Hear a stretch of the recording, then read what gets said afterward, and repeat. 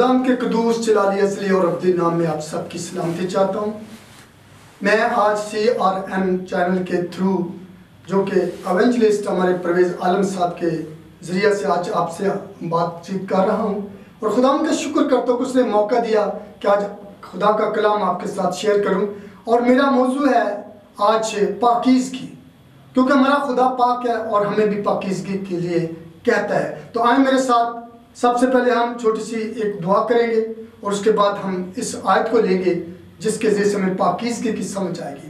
कदूस जलाली आसमानी बाप, तेरा शुक्र करता हूँ तेरे प्यारे बेटे अपने खुदा यीशु मसीह के नाम में। खुदावंद तू जिंदा खुदा है और तू हमेशा से हमारे साथ बातचीत करता है और हमें प्यार करता है और अपने लोगों में पाकीज़गी को लाता है ताकि खुदावंद तेरे साथ हम चलें और बरकत पाएं। मसीह खुदावंद के नाम से आमीन। अजीज़ों, आज हम पहला थस्सलुनीकी उसके 4 बाब की 3 आयत पढ़ेंगे। चुनांचे खुदा की मर्जी ये है कि तुम पाक बनो, यानी हरामकारी से बचे रहो। पाक बनो, खुदावंद की क्या मर्जी है? पाक बनो। और इसी बात को जब बियाबानी कलीसिया ने मूसा से बात की और कहा कि हम खुदा को देखना चाहते हैं, तो खुदा ने पहले तो उनको बताया कि तुम मुझे नहीं देख सकते, लेकिन उनकी जिद पर खुदावंद ने कहा ठीक है, मैं इनको नजर आऊंगा। ऐसा करो कि इनसे कहो कि 3 दिन तक अपने आप को पाक और साफ करें। मेरे अजीजों, खुदावंद हमारा पाक है और वो हमें चाहता है कि हम भी पाक बने। पाकीज़गी 2-3 तरह की है, जिस्मानी पाकीज़गी, रूहानी पाकीज़गी और कुछ ऐसी पाकीज़गी जो खुदावंद की तरफ से आती है, खुदा के कलाम से पढ़ने से आती है, रोज़ा रखने से आती है और इसी तरह हुक्मों को मानने से आती है। तो अगर हम सिर्फ इसी बात को ले कि खुदा हमारे साथ बात नहीं करता, हम गुनाहगार हैं, तो ये हम गलत बात करते हैं। हम अपने आप को जांचें, उसके फजल को जांचें, उसकी मोहब्बत और शफकत को देखें, किस कदर उसने हमें प्यार किया और अपने बेटे के खून से हमें ना सिर्फ खरीदा बल्कि पाक और साफ कर दिया। तो आए हम इस बात को लेते हैं कि जिस्मानी पाकीज़गी क्या होती है और रूहानी पाकीज़गी क्या होती है। मेरे अजीजों, अक्सर हम नहा धोकर अच्छे कपड़े पहनकर अपने आप को बहुत साफ सुथरा समझते हैं। जिस तरह के खुदा मसीह ने फकीर फरिश्तों से कहा कि तुम सफ़ेदी फिरी हुई कब्रें हो, अंदर से गलाजत से भरी हुई, नजासत से भरी हुई। आज हम अपने आप को झांकें और जानें क्या हमारे अंदर भी ऐसी बातें हैं। कपड़े बदल से, जिस्मानी सफाई से और या पाकीज़गी से आपको खूबसूरत बनाने से खुदावंद खुश नहीं होता। खुदावंद रूहानी पाकीज़गी मांगता है और रूहानी पाकीज़गी हमें जो है वो बहुत 3 जो बातें उसमें शामिल है। रूह की पाकीज़गी, दिल की पाकीज़गी और दिमाग की पाकीज़गी। हम अक्सर जब रोज़ा रखते हैं तो हमें रूहानी पाकीज़गी मिलती है, जिस्मानी नहीं, रूहानी पाकीज़गी मिलती है। और फिर दिल और दिमाग की पाकीज़गी भी चाहिए। जब हम किसी चीज़ को देखते हैं हम पॉजिटिव वे में देखें, जब हम किसी का सोचते हैं तो हम उसकी भलाई का सोचें, ना कि उसको डाज देने का, ना कि उसके साथ ज़्यादती का, ना कि उसके साथ किसी तरह की बुरी बात करने का। क्योंकि खुदावंद दिलों और गुर्दों को जांचने वाला खुदावंद है और उसका कलाम 2-धारी तेज तलवार से ज्यादा तेज है, जो बंद और गुदे में से होकर गुजर जाता है। अजीजों, खुदा की मर्जी है। आज की जो मरकजी आयत है वो है खुदा की मर्जी है कि हम सब पाक बने, क्योंकि हमारा खुदा पाक है। हम इस बात को कभी ध्यान में नहीं लाते कि पाकीज़गी से क्या क्या फायदे पहुंचते हैं। पाकीज़गी से खुदावंद खुदा हमारे अंदर दिल में बसता है, कहता है कि तुम्हारा दिल खुदा का मक़दस है और जो इसको बर्बाद करेगा खुदा उसको बर्बाद कर देगा। पाकीज़गी की वजह से वो हमारे अंदर रहता है और हम उसको पहन लेते हैं। और कलाम में यूं भी लिखा है कि जिसमें मसीह का रूह नहीं वो उसका नहीं। मेरे अजीजों, हम इन बातों को बहुत नॉर्मल लेते हैं। कलाम को जब हम इज्जत नहीं देते, हालांकि कलाम में लिखा है कि तूने अपने हर नाम से ज़्यादा अपने कलाम को असमत बख्शी है। हम लोग सिर्फ कलाम को या तो ऐसी इज्जत देते हैं कि उसको कपड़े में बांध कर बहुत ऊंची जगह पर रख देते हैं कि पढ़ना न पड़े, और या हम खुदा के कलाम से सीखते ही नहीं हैं। तोते की तरह पढ़ लेना या रट लेना ये मसीहत की जो दलील नहीं है, ये मसीहत में नहीं है। क्योंकि जब तक हम इस पर अमल नहीं करेंगे, कलाम में लिखा है कि मुझे अपना ईमान बगैर इमाल के तो दिखा। जब हमारा ईमान हमें ईमान की तरफ राग़ब करता है तो हमारे ईमान ऐसे अच्छे होने चाहिए, कलाम के मुताबिक होने चाहिए कि लोग हमारी तारीफ भी करें और हमारे खुदावंद की तारीफ भी करें। अफसोस कि हम इन बातों से बेपरवाह हैं, लापरवाह हैं, बिल्कुल नहीं सोचते कि हमें पाकीज़गी कैसी इख्तियार करनी चाहिए और किस तरह इख्तियार करनी चाहिए। आए मेरे साथ एक और जगह से हम पढ़ते हैं, पहला यूहन्ना और उसका पहला बाब और उसकी आयत है जी 9 और 10। पहला बाब आयत है उसकी 9 और 10 जी। अगर अपने गुनाहों का इकरार करें तो वो हमारे गुनाहों को माफ़ करने में और हमें सारी नाराज़गी से पाक करने में सच्चा और आदिल है। सारी नाराज़गी से पाक करने में अगर हम उसके हुक्मों पर अमल करें तब खुदा ने बहुत सी जगहों पर बहुत सी ऐसी बातें हैं जो उन छोटी छोटी बातों को नहीं देखते। खुदा का कलाम कहता है बस खुदा के ताबे होकर तुम इब्लीस का मुकाबला करो तो वो तुमसे भाग जाएगा। मेरे अजीजों, उसमें भी एक छोटी सी शर्त है, बस खुदा के ताबे होकर। और मांगो तो दिया जाएगा, ढूंढोगे तो पाओगे, मांगो तो फिर छोटी सी शर्त आती है, तुम मेरे करीब आओ तो मैं तुम्हारी तरफ आऊंगा, तुम मेरी तरफ रजू करो तो मैं तुम्हारी तरफ रजू करूंगा। लेकिन जो मेन बात है वो है क्या हम इतने पाक हैं? बड़े फख्र तो है हमारे पास, हम रास्तबाज हैं जी, हम ईमानदार हैं जी, लेकिन रास्तबाजी और चीज़ है और पाकीज़गी और चीज़ है। रास्तबाजी खुदा के साथ ठीक तरीके से ठीक राह पर चलने का नाम रास्तबाजी है, लेकिन पाकीज़गी जो है वो हमें अपने दिल और दिमाग और अपनी सोचों की पाकीज़गी भी इख्तियार करनी है। ना सिर्फ हमें अपना रख रखाव और अपने कपड़ों की बैरूनी पाकीज़गी नहीं, अंदरूनी पाकीज़गी पर भी, इंटरनल जो है उस पर भी हमें गौर करना है कि हमें कैसा होना चाहिए। और जब हम ऐसा करेंगे, गुनाहों का इकरार करेंगे, तौबा करेंगे, तो खुदावंद हमें सारी नाराज़गी से पाक करने में सच्चा और आदिल है।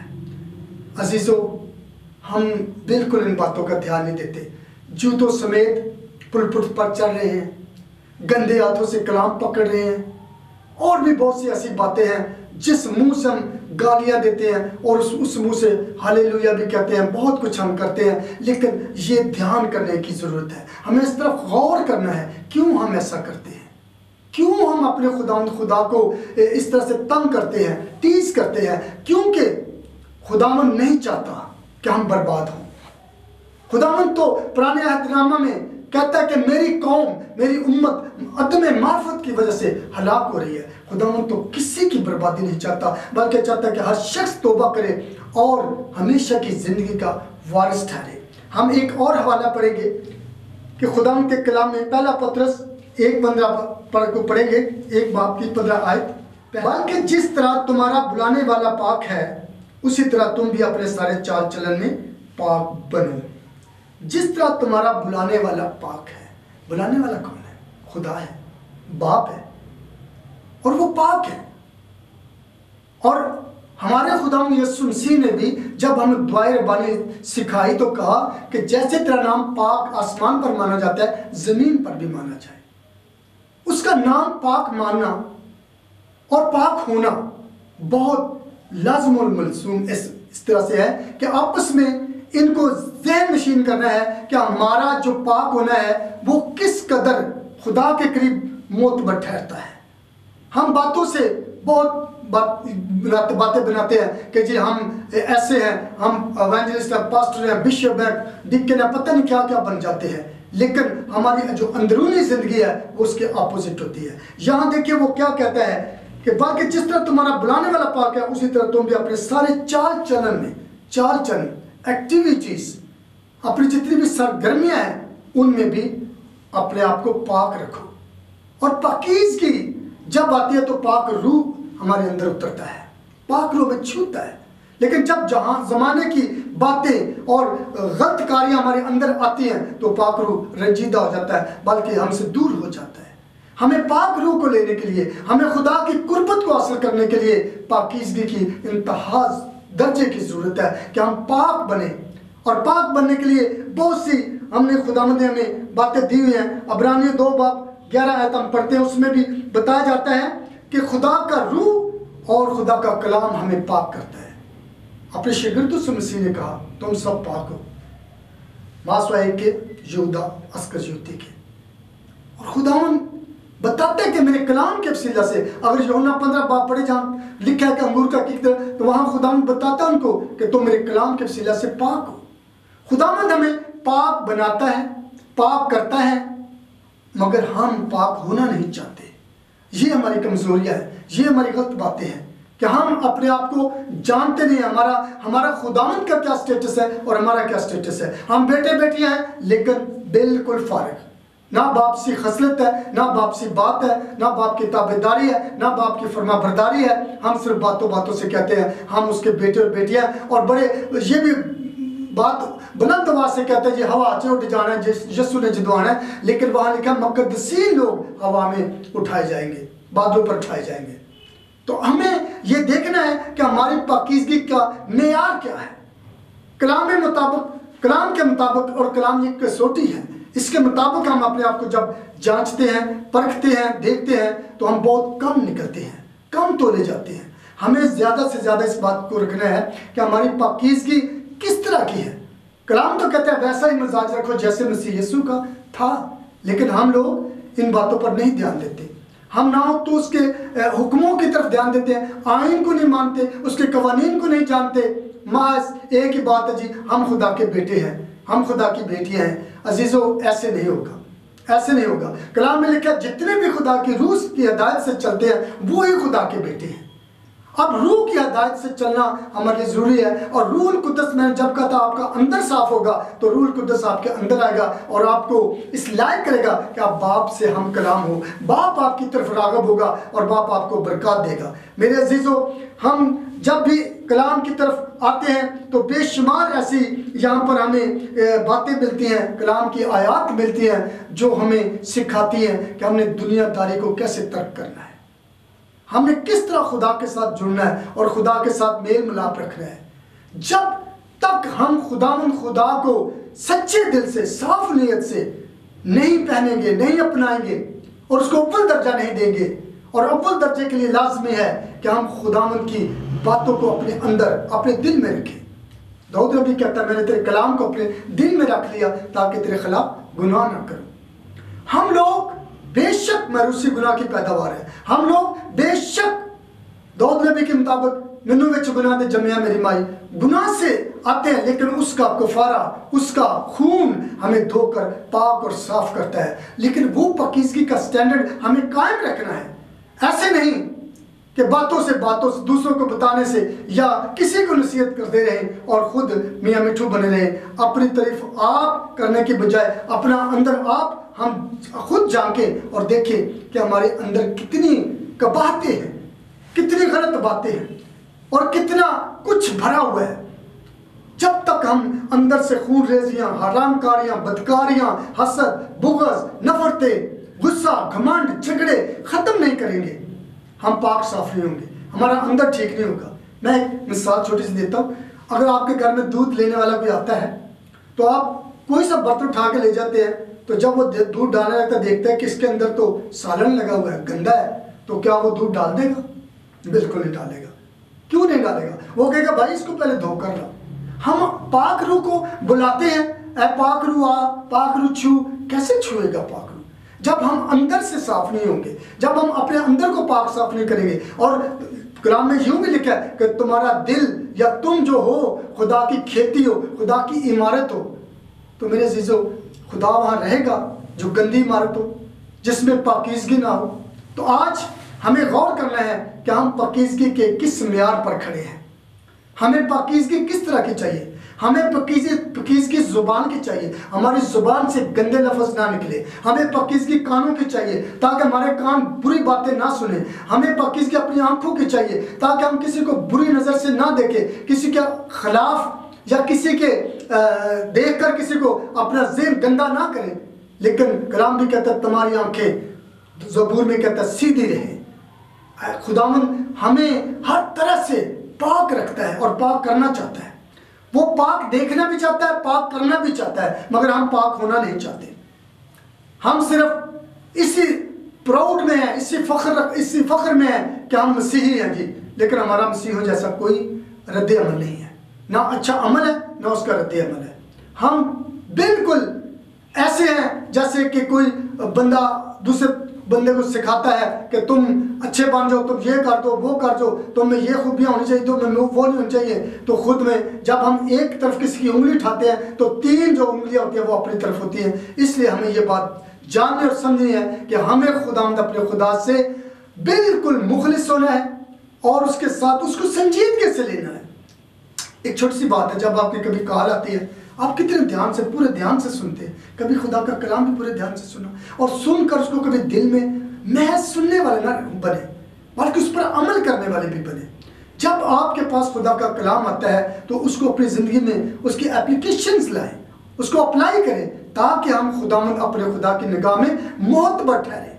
खुदावंद तो हमें अपनी आँख की पुतली बनाता है, खुदावंद ने तो हमारी छवि अपने थैलियों पर खोद रखी है, खुदावंद तो रात दिन हमारी तरफ हाथ बढ़ाए हुए हैं। हम क्या करते हैं? वो तो स्लीप पर भी कहता है मैंने तेरे लिए जान दे दी, मगर तुमने क्या किया? आए मैं एक लास्ट में ये बात कहना चाहूँगा जो कि मुकद्दस लूका के इंजील के अंदर लिखी है। आपके अंदर 35 आयत है, तुम्हारी कमरे बंदी रहें और तुम्हारे चिराग जलते रहें। मेरे अजीजों, कमरे तभी बनेगी जब हम खुदा के सच्चे सिपाही बनकर उन शैतानी और रूहानी फौजों से लड़ेंगे जो हमारे खिलाफ और हमारे खुदा के खिलाफ जंग करती है। हमें अपने आप को बदलना है और बदलने के लिए हमें दिमाग, दिल का भी साथ लेना है इनको, ताकि हम कोई ऐसी नाजेबा बात या कोई बेतुकी बात ना करें जिससे अगला हर्ट हो, उसकी दिल आज़ारी हो। हमें हमेशा खुदावंद अपने खुदा के लिए झुके रहने की ज़रूरत है और खुदावंद अपने खुदा में कायम रहने की ज़रूरत है, क्योंकि वो कहता है तुम सब मेरी डालियाँ हो और जो डाली फल नहीं लाएगी मैं उसे काट डालूंगा और जो फल लाएगी उसे छांटूंगा ताकि ज़्यादा फल लाए। और खुदावंद हम सबको ज़्यादा फल लाने की ताकत दे और इस कलाम के वसीला से पाकीज़गी इख्तियार करने का हमें शर्फ अता करे, ताकि हम खुदावंद अपने खुदा को खुश कर सके। खुदावंद आपके साथ हो। आमीन।